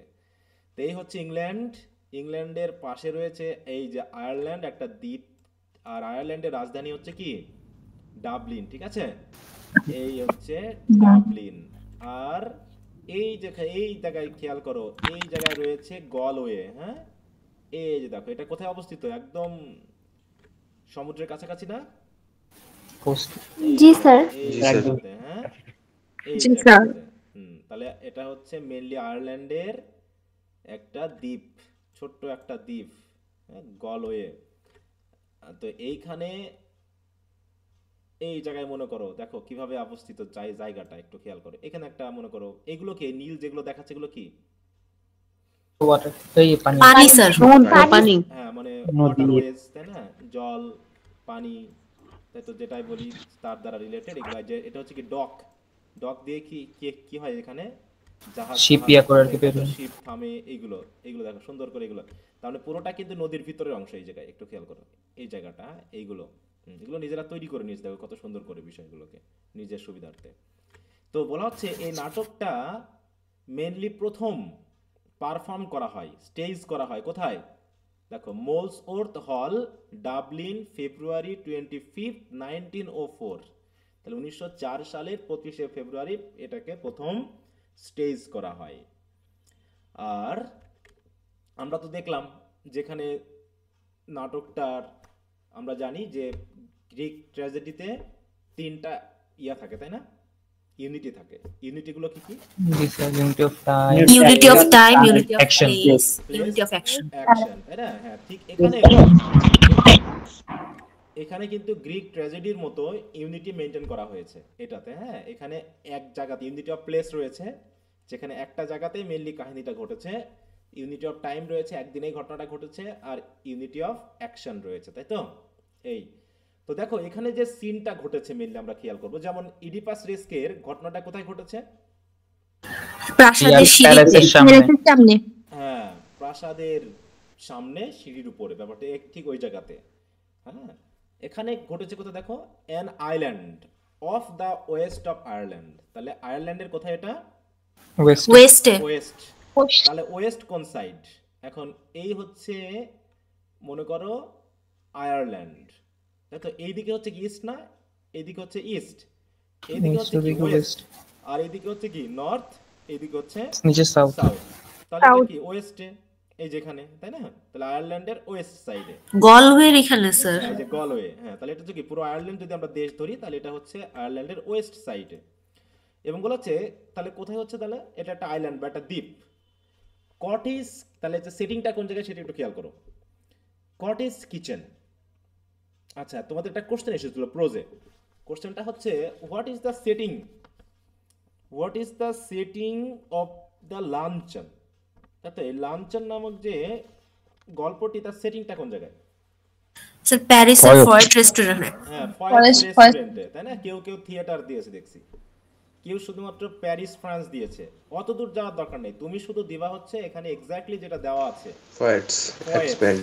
এটা রেস্টুরেন্ট যেটা প্যারিস, বা এবার তুমি নিয়ে আসো। তুমি যদি এখন ফ্রান্স প্যারিস বলো, তাহলে তো ওটা বিশাল একটা সেটিং হয়ে যাচ্ছে। ওটা কোন জায়গাতে এক্স্যাক্টনেসটা আমরা পাচ্ছি না। হ্যাঁ, যদিও উত্তরটা ধরেছি, কিন্তু এক্স্যাক্টনেসটা খেয়াল করো। যেখানে থিয়েটারে কি হচ্ছে, সেটিংটা কি থিয়েটারে না, মূল কাহিনীটাই যদিও স্টার্টিং এ আমরা থিয়েটারকে পাচ্ছি। ঠিক এখানে যদি আমরা বলি তাহলে সেটিংটা কোন জায়গায়? দেখো, এটা হচ্ছে কটেজ কিচেন। কিচেন মানে কি রান্নাঘর, তাই না? বাসার রান্নাঘরে বলছে উইথ নেটস। এগুলো খেয়াল করবে তারা কি পেশার লোক, তার এই ডেসক্রিপশনটা কিন্তু বলে দিবে। উইথ নেটস, কিচেনটা মোটামুটি সেখানে রয়েছে, অয়েল স্কিনস রয়েছে, স্পিনিং হুইল রয়েছে, some new board standing by the wall. Wall মানে হচ্ছে দেওয়ালে, তাই তো? রান্নাঘরের দেওয়ালে কিছু নতুন বোর্ডও কাট করে হেলান দিয়ে রাখা হয়েছে। তাহলে এখানে কি কি পাচ্ছি আমরা? নেটস। কিসের নেট, কি কাজে লাগে? মাছ ধরার জন্য। অয়েল স্কিনস কি? এই অয়েল স্কিনস বলতে কি বোঝায়? অয়েল স্কিনস এটা কি জিনিস? ফিশের স্কিন, তৈলাক্ত চামড়া। না, তা না। দেখো, অয়েল স্কিন বিশেষ করে ফিশারম্যানরা ইউজ করে এক ধরনের, ঠান্ডা না লাগার জন্য গায়ে মাখে। না, ওটা হচ্ছে একটা এই যে কাপড়। হ্যাঁ, এটাকে আমরা ওই যে যেটা এই যে এই যে এই জাতীয় দেখবা যারা মাছ ধরে বা ইয়াতে কাজ করে, নৌকা বা জাহাজে কাজ করে, তারা দেখো এই জাতীয় জিনিস পরে। এরকম জি স্যার দেখছি। এইটা এই যে হ্যাঁ, এই যে এইটা এইগুলো, হ্যাঁ এই যে জাহাজে রয়েছে তারা এগুলো পরে। এটা হলো অয়েল স্কিনস বলা হয়, ঠিক আছে। মেইনলি স্যার এটা একটা পোশাক। হ্যাঁ পোশাক, এটা একটা পোশাক। হ্যাঁ ধরনের এটাকে অয়েল স্কিন বলা হচ্ছে, ওই পোশাকটাকে বোঝাবে। তারপর হচ্ছে স্পিনিং হুইল। স্পিনিং হুইল মানে কি? চরকা। যেটা ঘোড়ায়, এটা ঘোড়ায় এই দিক বা সেদিক নিয়ে যায়। না না না না না, এটা হচ্ছে স্পিনিং হুইল মানে হচ্ছে চরকা, যেটা সুতা কাটা হয়, যারা তাঁতি এটা ইউজ করে, তাই না? যেটা সুতা তৈরি করতে, তুলা থেকে সুতা তৈরি করতে এটা লাগে। যেটা আমরা কোথায় পেয়েছিলাম বলো তো? এই গল্পটা কোথায়? কোন একটা নভেলে পেয়েছিলাম আমরা, হ্যাঁ সাইলাস মার্নারে পেয়েছি। সাইলাস মার্নার, স্যার সাইলাস মার্নার। এই যে এগুলো, ঠিক আছে। তো এই যে সুতা কাটার জন্য এটাকে ব্যবহার করা হয়ে থাকে। তাহলে দেখো এখানে আমরা কি পাচ্ছি? ফিশারম্যানের ইন্ডিকেশন পাচ্ছি, তাঁতের ইন্ডিকেশন পাচ্ছি, তাই না? তারপর হচ্ছে প্রথম হচ্ছে ক্যাথলিন, দাগিয়ে রাখবা বয়সটা। Cathleen a girl of about 20। বয়স কত? 20 বছর। 20 বছর। শুধু কি 20 বছর নাকি অ্যাবাউট 20? আচ্ছা অ্যাবাউট প্রায় 20 বছর। প্রায় 20 বছরের কাছাকাছি। হ্যাঁ প্রায় 20 বছর, মানে 20 বছরের কাছাকাছি, তাই তো? ক্যাথলিন প্রথম ক্যারেক্টারের নাম পেলাম। Finishes kneading cake. নিড মানে বুঝো তো? মিক্স করা। হ্যাঁ মিক্স করা, ওই যে আটা ময়দা মানুষ ইয়া করে না রুটি তৈরি করার আগে সুন্দর করে একদম স্যার মিক্সচার, যে আটা ময়দা যেভাবে আর কি গুলায় জিনিসটা হাতে গুলানো হয়, হ্যাঁ মথে ওইটা। এই যে দেখো এখানে নিডিং করতেছে, হ্যাঁ মানে এইভাবে সে একটা কেক তৈরি করবে বিধায় সে কেকটাকে প্রথমত এরকম ভাবে সুন্দর করে মাখায়ে নিয়েছে, হ্যাঁ মাখানো, এইভাবে তাল বানানো, যেটা আমরা বলি নিড। বানানটা উচ্চারণটা খেয়াল করো, কেটা কিন্তু বাদ পড়ে যাবে, হ্যাঁ নিড। তাহলে হচ্ছে finish kneading cake and puts it down in the pot oven by the fire. মানে কেকটাকে এখন সে পট ওভেনে দিল, মানে চুলার উপরে দিল আর কি। চুলার উপরে যে ওভেন আছে, তাই তো, সেখানে পট, তার উপর যে পট আছে, চুলার উপর যে পট আছে সেখানে রাখলো। দেন ওয়াইপস আর হ্যান্ডস, মানে অ্যাক্টিভিটি কেমন চলছে, হ্যাঁ ওয়াইপস আর হ্যান্ডস মানে কি, যেহেতু আটা ময়দা লেগে আছে এই জন্য সে কি করলো, হাতটা মুছে আবার begins to spin the wheel, সে আবার চরকাটা ঘোরাতে শুরু করলো। তার মানে কি সে তাঁতের কাজের সাথে ব্যস্ত, নাকি? সে এদিকে কাজটাও করছে, সাথে সে রান্নাটাও করে নিচ্ছে, এরকম একটা সেটিং কিন্তু, হ্যাঁ। Nora a young girl puts her head in at the door. আর দরজা দিয়ে সে কি করলো, নোরা নামে আরেকজন ইয়াং গার্ল, সে দরজা, রান্নাঘরের দরজা দিয়ে ভিতরে ঢুকলো, দেখলো যে ওর বোন কি করতেছে, এরকম আর কি অবস্থা। তাহলে সেটিংটা বোঝা গেছে? এটা কি পিকিং করার মতো? হ্যাঁ পিপিং এর মতো। পিপিং বলে তো চোখ দিয়ে বোঝায়, এটা মাথা ঢুকিয়ে দেওয়া আর কি, ঠিক আছে? তো বাইরে থেকে কেউ মাথা ঢুকিয়ে কথা বলা ইয়া করা, এরকম আর কি বিষয়টা। Puts her head in at the door, তাতে দরজায় সে তার মাথাটা ঢুকিয়ে দিল দরজা দিয়ে আর কি।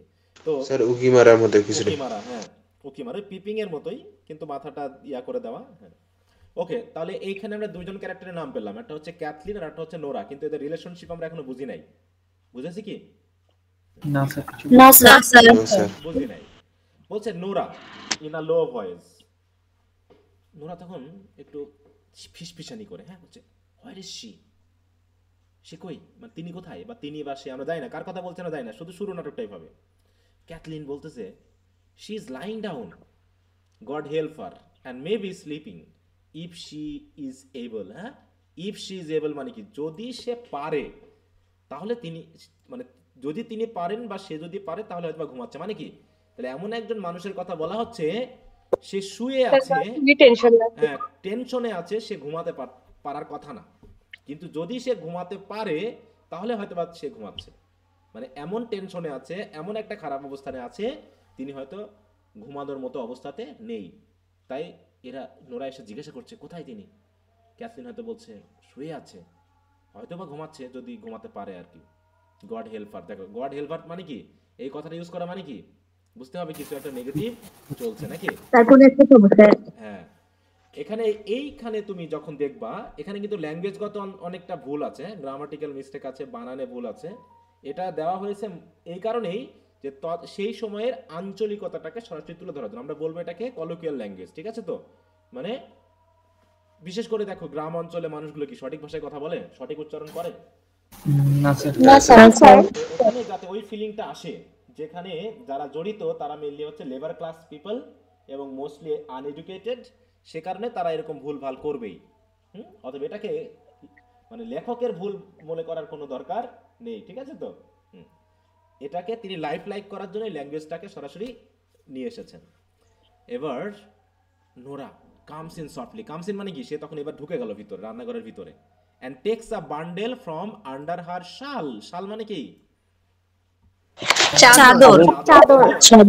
তখন কি করলো কি, সে মোটামুটি রান্নাঘরে ঢুকে গেছে, মানে যাকে দিয়ে রান্নাঘরে গিয়ে সে কি করলো, তার শালের নিচ থেকে একটা বান্ডেল বার করলো, ঠিক আছে তো?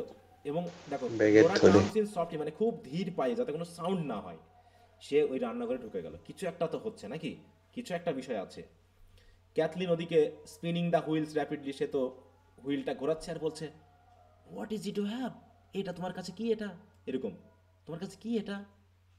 Nora the young priest is after bringing them, দেখো এই সেন্টেন্সে কিন্তু তুমি মিনিং পাবা না, কিন্তু ইজ আফটার ব্রিঙ্গিং দেম তোমাকে ধরে নিতে হবে যে প্রিস্ট এটা এনে দিয়েছে, ব্যাপারটা এরকম। The young priest has brought them, এরকম একটা ব্যাপার হবে, কিন্তু এর বলছে the young priest is after bringing them. তুমি লিটারাল মিনিং করলে এর কিন্তু মিনিং খুঁজে পাবা না, ঠিক আছে তো? তোমাকে সেন্সে মিনিংটা করতে হবে। মানে এখানে বোঝানো হচ্ছে যে ইয়াং প্রিস্ট এটা এনে দিয়েছে। প্রিস্ট কে? ধর্মযাজক। হ্যাঁ ধর্মযাজক। হ্যাঁ, মানে ওই গ্রামে হয়তো একটা চার্চ আছে, সেই চার্চের যিনি পাদ্রী বা প্রিস্ট, তিনি এটা এনে দিয়েছেন। প্রিস্টের বয়স কেমন? ইয়াং মানে স্যার ইয়ং প্রিস্ট, বয়স কম হবে। হ্যাঁ, ইয়াং প্রিস্ট। ওকে, বলছে it is a shirt and a plain stocking, এখানে একটা শার্ট রয়েছে আর একটা কি রয়েছে, স্টকিং কি? মোজা। মোজা রয়েছে। এই স্টকিং বলতে কোন মোজাকে বুঝি আমরা, বলো তো? স্যার পা পর্যন্ত, হাঁটু পর্যন্ত লম্বা যেগুলো, ওই যে সেই ছেলে ছোট বাচ্চাদের বিশেষ করে পরানো হয়, তাই না? হ্যাঁ, এই যে এরকম লম্বা, বিশেষ করে হ্যাঁ এই যে এই জাতীয় লম্বা মোজাগুলো, এখন তো মোটামুটি শর্ট মোজা চলে এসেছে, এইগুলো হচ্ছে স্টকিং বলা হয়, ঠিক আছে? এই যে এই জাতীয় মোজাগুলো। আচ্ছা, তাহলে বলা হচ্ছে it is a shirt and a plain stocking were got off a drowned man in Donegal. বলছে ডোনেগালে এক ডুবন্ত মানে ডুবে মারা গেছে এমন মানুষের শরীর থেকে এইগুলো খুলে নেওয়া হয়েছে। দেখো একটা শার্ট এবং একটা হচ্ছে স্টকিং, কি এক জোড়া আছে না একটা আছে এখানে? একটা। এগুলো কি করা হয়েছে, তার শরীর থেকে খুলে নেওয়া হয়েছে একজন ড্রাউন্ড ম্যান। ড্রাউন্ড মানে কি? ডুবে গেছে, ডুবে যাওয়া। সেটা কোথায় হয়েছে? ডোনেগাল। তাহলে ডোনেগালটা কোন জায়গায়, আমরা একটু ম্যাপে দেখে আসি। ডোনেগাল, হ্যাঁ, এই আয়ারল্যান্ডের কোথাও। ডোনেগাল আয়ারল্যান্ড, এই যে ডোনেগাল। হ্যাঁ, তাহলে এটা হচ্ছে এই জায়গাতে অবস্থিত, এই যে ডোনেগাল, এই এলাকাটা। হ্যাঁ, তাহলে এটা এখান থেকে কত দূর?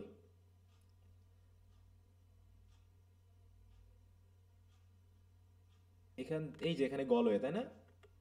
আর এখানে হচ্ছে ডোনেগাল। একটু আমরা খেয়াল, এই যে নাকি এই দিক দিয়ে বেশ দূরত্ব আছে। এই হচ্ছে গলওয়ে, এখানে হচ্ছে ডোনেগাল। এই জায়গাটা একটু ম্যাপটা ঠিক রাখবা, মানে যেহেতু একটা হিসাব আছে এখানে যে কিভাবে ওখানে। এবার বলছে ওখানে ডুবে মারা গেছে এমন একটা মানুষের শরীর থেকে এগুলো খুলে নেওয়া হয়েছে।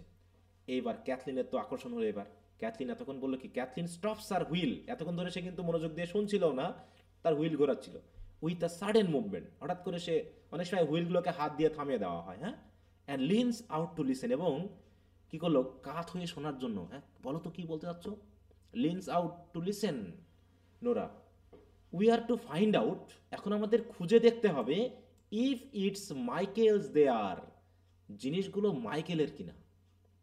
তাহলে মাইকেল নামে আরেকটা নাম আমরা পেলাম, তাই তো? Sometime herself will be down looking by the sea, তাই তো? এই যে সামটাইম হারসেলফ, হারসেলফ বলতে কাকে বোঝানো হচ্ছে? ওই যার কথা বলা ওই মেয়েটাকে, যে হচ্ছে মাইকেলকে না, কিন্তু যার কথা বলছে, যে ঘুমাচ্ছে, যে মেয়েটা শুয়ে আছে, হ্যাঁ, তার কথা বলা হচ্ছে, ঠিক আছে? মাঝে মাঝে তিনি কি করছেন, উইল বি ডাউন, তিনি ওই নদীর পাশে গিয়ে কি করছেন, লুকিং বাই দ্য সি, সমুদ্রের পাশে গিয়ে খোঁজাখুঁজি করছে। কি খোঁজাখুঁজি করছে, একটা বিষয় আছে এই জায়গায়। তাহলে তাহলে বলছে এইগুলো মাইকেলের কি না সেটা আমরা এখন দেখবো। তার মানে কি মাইকেল অনেকদিন হলো বাসাতে নেই নাকি, সে আসেনি, হারিয়ে গেছে। জি স্যার। মাইকেল হয়তো বা হারিয়ে গেছে, তো তারা হয়তো প্রিস্টকে বলেছিল বা গ্রামবাসী সবাই জানে। তো এরকম ওই ডোনে গেলে একজন লোক ডুবে মারা গেছে, তার শরীর থেকে কিছু কাপড় চোপড় খুলে ওইটাকে এনে এদেরকে দেওয়া হয়েছে দেখার জন্য, চেক করে যে ওই বডির মানুষ আসলে মাইকেল কি না। কি কথা বোঝা গেল? জি স্যার, বুঝতে পারছি। আচ্ছা, একটু মিউট রাখো, কারো মনে হয় একটু সাউন্ড আসতেছে এখানে। হ্যাঁ সজল, একটু তোমার ওখান থেকে সাউন্ড আসছে। আচ্ছা, এবার ক্যাথলিন বলতেছে, how would they be Michael's Nora, এগুলো মাইকেল হবে কেমন করে? দেখো এখানে কিন্তু প্রশ্নবোধক চিহ্ন নেই, আছে? না sir. How would go the length of that way to the far north, বলছে আর ওটা তো অনেক নর্থের দিকে। আর ওখানে নাই, তবে আমাদের বইয়ে ফির প্রশ্নবোধক চিহ্ন দিয়েছে। স্যার ডক্টর শেলের বইতে আছে আর কি। এখানে অনেকগুলো ঝামেলা আছে। হ্যাঁ, তো যাই হোক, তারপর দেখো এইখানে ডোনেগাল, ঠিক আছে, আর এইখানে হচ্ছে কি গলওয়ে। তাহলে বলতেছে এত দূর কি করে যাবে? হ্যাঁ, এত দূর, এটা কি কম জায়গা বলো তো? এটা অনেক দূর না? জি স্যার। হ্যাঁ, আমাদের বাংলাদেশ কতটুকু ম্যাপে দেখলে দেখো, বাংলাদেশের চেয়ে আয়ারল্যান্ড অনেক বড়, অনেক বড় না? জি স্যার। দেখো এই যে বাংলাদেশে যে এইটুকু, এইখানে। হ্যাঁ, তাহলে এখান থেকে মনে করো পঞ্চগড় থেকে কারো বডি যদি বলা হয় কক্সবাজারে চলে গেছে, তাহলে কি করে যাবে? তো ওখানেও হ্যাঁ, তাহলে এখানে এই যে আয়ারল্যান্ডের এই যে এইখানে হচ্ছে তোমার গলওয়ে, এখান থেকে ডোনেগালে কি করে যাবে? হ্যাঁ, এটা কি করে সম্ভব? How would he go the length of that way, এত দূর সে কি করে যাবে টু দ্য ফার নর্থ? এবার নোরা বলতেছে কি, the young priest says he has known the like of it. Young priest বলছে সে এরকমটা নাকি শুনেছে। নন মানে জানা, দেখেনি তিনি, সে হয়তো শুনেছে বা জেনেছে। If it's Michael they're says he, এই প্রিস্ট বলেছে যে যদি এগুলো মাইকেলের হয়, you can tell herself he got a clean burial. এই হারসেলফ বলতে কিন্তু ওই যে যে ঘুমাতে পারছে না বলছে, মহিলাটাকে বলছে নাকি, মানে মহিলা কি নাম আমরা জানি না, তাই তো? আচ্ছা, সি যেহেতু বলা আছে মহিলা নাকি, you can tell herself he is got a clean burial by the grace of God, যে অন্তত গডের আশীর্বাদ বাদে সে একটা কি পেয়েছে, ভালো তার জানাজা হয়েছে, তাই তো? বেরিয়াল মানে কি জানাজা বোঝায় না? জানাজা করে কবরস্থ করা।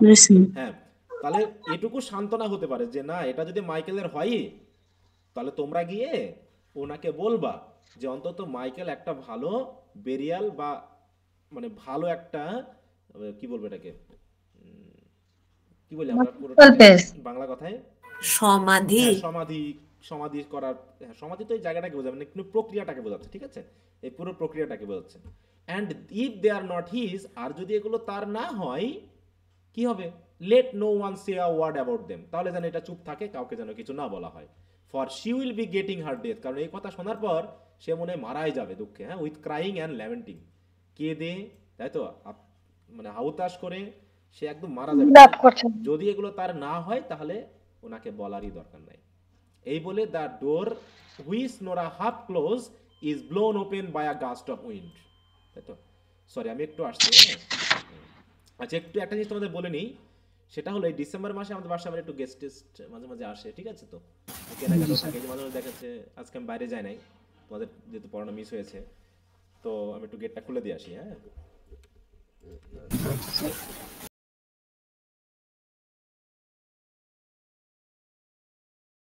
শুনতে পাচ্ছ সবাই? জি স্যার। জি স্যার।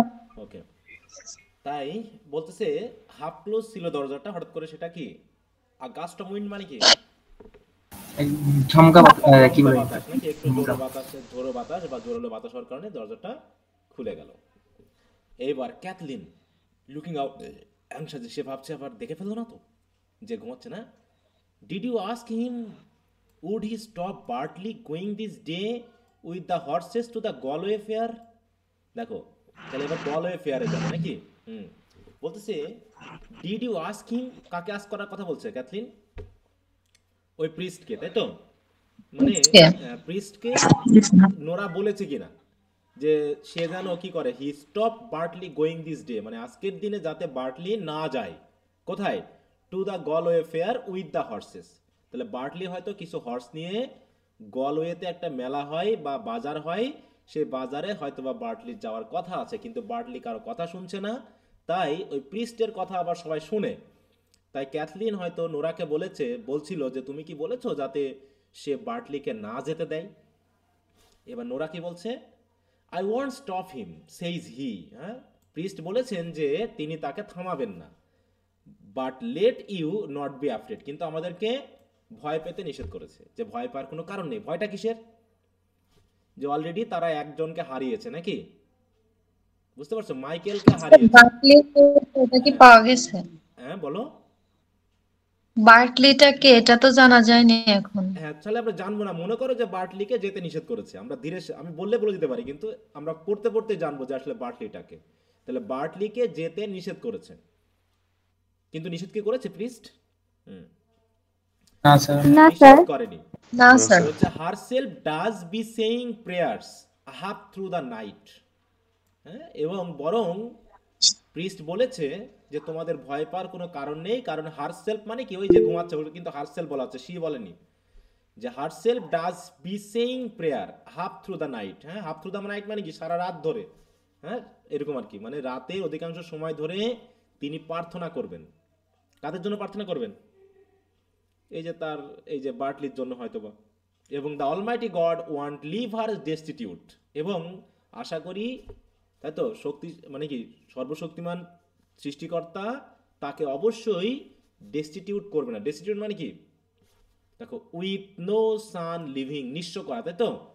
তাহলে কোনো সন্তান জীবিত না রেখে তাকে তিনি ডেস্টিটিউট করবেন না, এরকম আর কি। মানে মূল কথা হলো তিনি তাকে সন্তান হারা করবেন না। তাহলে বার্টলিকে কি হিসাবে পেলাম আমরা?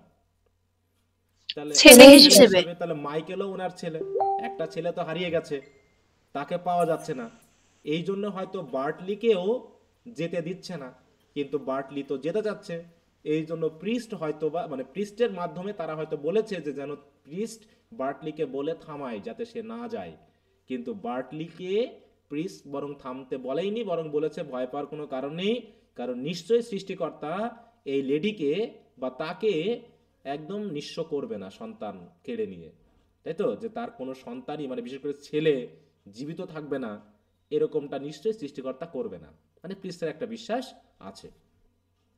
এবার ক্যাথলিন কি বলছে, is the sea bad by the white rocks? Nora বলছে ওই যে হোয়াইট রকের যে জায়গাটা আছে, মানে একটা হয়তো একটা জায়গা, সেখানে বলছে সমুদ্র কি খুব উত্তাল? ব্যাড মানে কি এখানে, সমুদ্র কি খুব ব্যাড মানে কি, উত্তাল এরকম আর কি, খুব খারাপ রাফ আবহাওয়া চলছে। নোরা বলছে মিডলিং ব্যাড, বলছে খুব বেশি উত্তাল না, তবে মাঝামাঝি অবস্থা নাকি। God help us. হ্যাঁ বলো। হোয়াইট রকস বলতে কি এখানে আইসবার্গ কে বোঝানো হয়েছে? না না না, হয়তোবা মাউন্টেন আছে, মাউন্টেনের পাশে একটা মানে একটা জায়গা আছে, হয়তো সেখানকার পাথরগুলো হচ্ছে সাদা, সেই সব একটা স্থান ওরা ইউজ করছে। আমরা বলি না ওই জামতলা, ওই হচ্ছে কাঁঠালতলা, ওই না এরকম, ওই নিমতলা, নাম দিই কেন, এরকম নাম দিই না বিভিন্ন জায়গার, কিসের ধরে নাম দিই? ওখানে হয়তো একটা গাছ ছিল বা আছে নাকি, এই তুই কোথায় আছিস, আমি নিমতলা দাঁড়িয়েছি, তুই আয়, তাহলে নিমতলা কি সেই জন্য এখানে হোয়াইট রক মানে কি, হয়তো মাউন্টেন আছে সমুদ্রের পাশে, ওখানে তো কিছু জায়গা আছে যেটা পাথরটাই হয়তো বা সাদা, সেই হিসাবে ওই জায়গাটাকে তারা হোয়াইট রক বলে চেনে, ঠিক আছে, যে হোয়াইট রকের পাশের ওই জায়গাটাকে বোঝাচ্ছে, মানে ওই সমুদ্রের ওই অংশটাকে বোঝাচ্ছে, এটা কোনো এমনি প্রতিষ্ঠিত নাম না, ঠিক আছে। তাই বলছে there is a great roaring in the west, বলছে পশ্চিম দিকে একটু বেশ ঝোড়ো বাতাস চলছে, একটা উত্তাল সাউন্ড রয়েছে। It's worst it will be getting when the Tides turn to the wind, কিন্তু যখন টাইডের সাথে বাতাসও মিলবে না, তখন হয়তো এটা আরো বেশি খারাপ হয়ে যাবে, হ্যাঁ, আস্তে আস্তে আরো বেশি ওর্স হয়ে যাবে, ঠিক আছে। এই বলে she goes over to the table with the bundle, হয়তো রান্নাঘরে টেবিল ছিল, সেই টেবিলের কাছে গিয়ে হয়তো বান্ডেলটা নিয়ে সেখানে সে রাখবে, রেখে বলছে শ্যাল আই ওপেন ইট নাও, আমি কি এটা এখন খুলবো বান্ডেলটা? আচ্ছা আমি তাহলে এই পর্যন্ত রাখলাম, ঠিক আছে। স্যার আপনার এটা কি রামজিলালের বইয়ের? এটা রামজি না, এটা একটা টেক্সট বই, ভিন্ন হয় না, টেক্সট কি ভিন্ন হয়? স্যার ডক্টর সেনের বইতে না কেমন যেন ডক্টর মনে সেনের হলো যে বইতে ভিন্ন। প্রথম পেজটার মধ্যে হচ্ছে টেক্সট, পরেরটার মধ্যে প্যারাফ্রেজ, এরকম করে দেওয়া। ডান আর বাম খেয়াল করো। সব বই একই, রামজিলালে সবার বই ওইরকম এরকম, দেওয়া আছে। রামজিলাল বইয়ে বাম সাইডে হচ্ছে টেক্সট আর ডান সাইডে হচ্ছে প্যারাফ্রেজ। তার মানে প্রত্যেকটা বাম সাইডে তুমি টেক্সট পাবা, ঠিক আছে? আর ওইটার আধুনিক মিনিং মানে মডার্ন ইংলিশে পাবা হচ্ছে ডান সাইডে, আর বাম সাইডে টেক্সট। এইভাবে ঠিক আছে? কি বুঝতে পেরেছো? জি স্যার। জি স্যার। তাহলে এই পর্যন্ত রাখলাম, আমাকে আবার একটা ক্লাস আছে। ওকে, তো আগামী দিন হয়তো আমরা শেষ করব। তোমরা একটু পড়বা, এটা সহজ আছে, খুব ইজি আছে, যতটুকু পারবা তোমরা একটু করে নিবা, ঠিক আছে? তো আগামী ক্লাসে আমরা এটা শেষ করে ফেলতে পারি, বেশি সময় লাগবে না। আচ্ছা, তো ঠিক আছে, সবাইকে ধন্যবাদ, good night, bye. Okay sir, আল্লাহ হাফেজ।